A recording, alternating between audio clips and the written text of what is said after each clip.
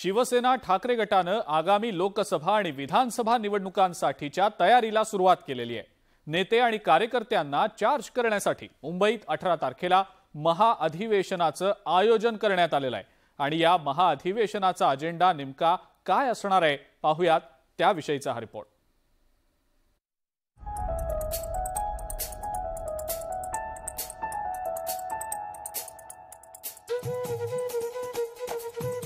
शिवसैनिकांमध्ये पुन्हा आधीचा जोश निर्माण करण्यासाठी शिवसेना ठाकरे गटानं मुंबईतल्या वरळीमध्ये महाअधिवेशन आयोजित केलंय।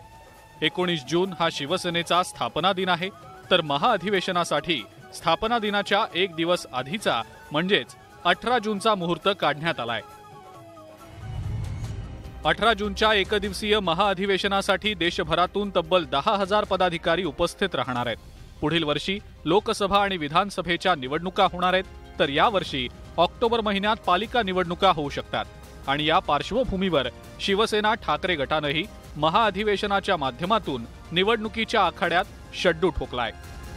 18 तारखेला बैठक नाही, 18 तारखेला वरळीच्या जे डोम सभागृह आहे त्याच्यामध्ये शिवसेनेचं एक महाअधिवेशन आहे।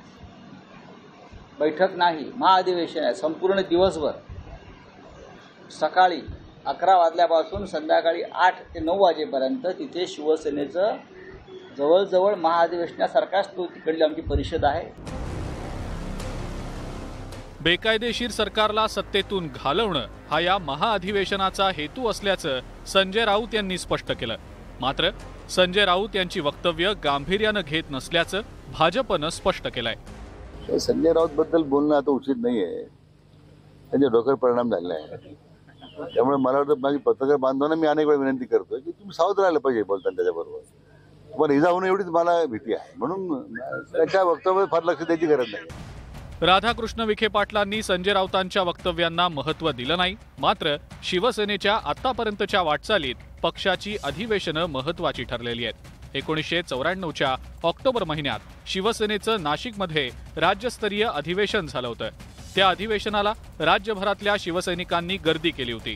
शिवसेना प्रमुख बाळासाहेब ठाकरेंच्या भाषणांनी प्रेरित झालेल्या शिवसैनिकांनी 1995च्या विधानसभा निवडणुकीत जोरदार प्रचार करून पक्षाची सत्ता आणली होती। आता पुन्हा एकदा त्याच इतिहासाची पुनरावृत्ती होईल का? 1994 मधल्या अधिवेशनासारखंच आताचं अधिवेशन शिवसेना ठाकरे गटाला सत्तेचं दार खुलं करेल का? या प्रश्नांची उत्तरं आता पुढील वर्षी मिळतील। Bureau report, news 18 Lokmat.